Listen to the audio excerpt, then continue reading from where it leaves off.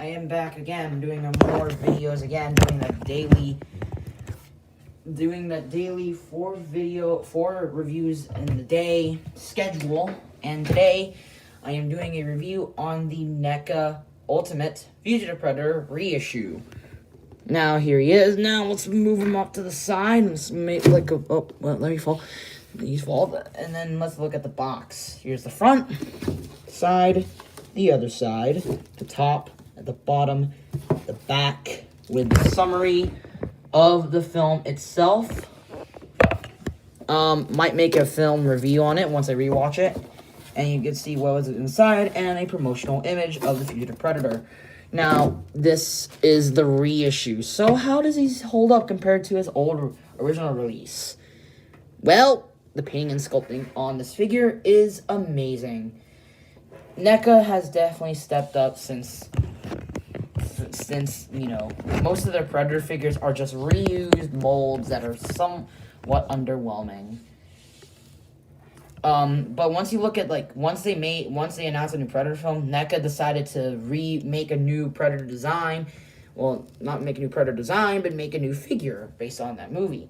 Now, during that movie, of course, that figure has sold probably like hotcakes and has recently sold out until 2019-ish, where they reissued it with a new paint scheme. Of course, here's the mask. I think it's darker in the original, but it looks a lot more shinier and a lot more fleshed out.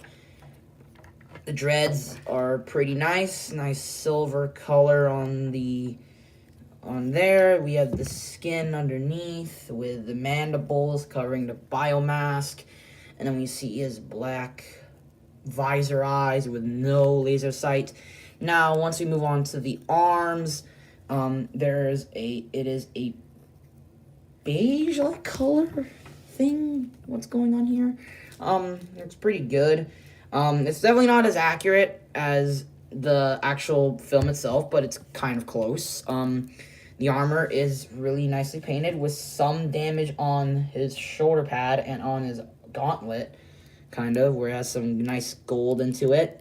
The wrist blades are nicely painted, separate wrist blades, with some weird dots on this Predator. I don't know why they has that.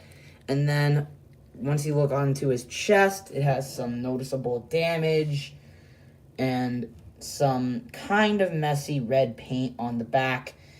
And once I look at the shoulder cannon, again, nothing bad happened here except maybe the shoulder pad is broken and the plasma caster feels loose, so I had to use a wire. As you see, we have the skin, and it looks pretty good. It does not look like this. And what do you mean this is the reissue? Well, look at this promotional image. Look at the arms and the skin itself. Compare that to this. That's a noticeable difference there. He also has the skin on his knees and on his arm. Well, on his knees is also pretty good. He has the mesh material. Has some painting chips, but it's pretty good. Well, not pretty good. It's just pretty okay. The knees, again, really good stuff. He has some gold onto it and has some nice painting along with some very good Predator feet, and it looks pretty good. Now, that's up for the paint. The sculpting is a completely new mold.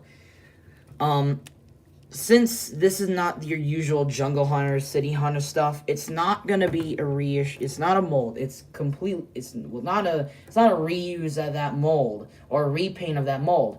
It's an actually different mold. So as you see, again, very different in terms of articulation, armor, and sculpt itself. Now let's move on to the articulation. Well, let's move on to accessories. Of course, the Fugitive Predator comes with his fist hands, his the gauntlets, where you could change out the gauntlets for one of these.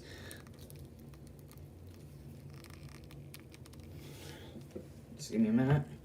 It takes some time, but there we go. There he is with that hand. Of course, he has 4 hands, so you can interchange them. And same with the gauntlets. So you look like you want to have him in the movie where you only had 1 gauntlet. That's fine. And then he also has an unmasked head, which it looks pretty good. It has, whenever I put this on him, it looks so awkward. Like, his neck is so short that I think the way I have to do it is like this.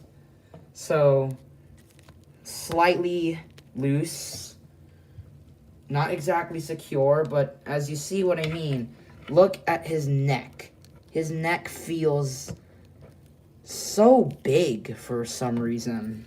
Well, not so big, but for so small. Which is really odd for him, for this mold.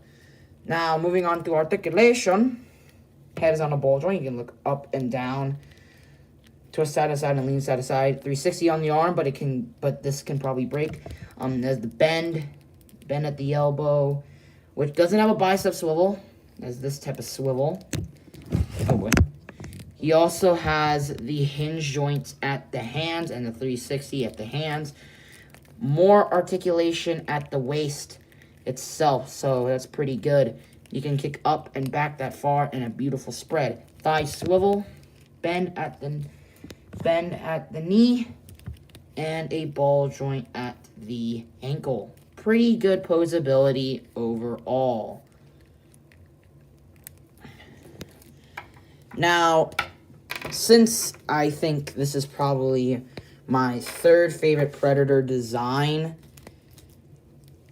I might just do a lot of photography. So, here he is. And, of course, I don't have any figures to compare him with because I forgot some. So, there he is by himself. He's around 7 or 8 inches. Pretty great figure. So, overall, is this figure worth it? Kinda.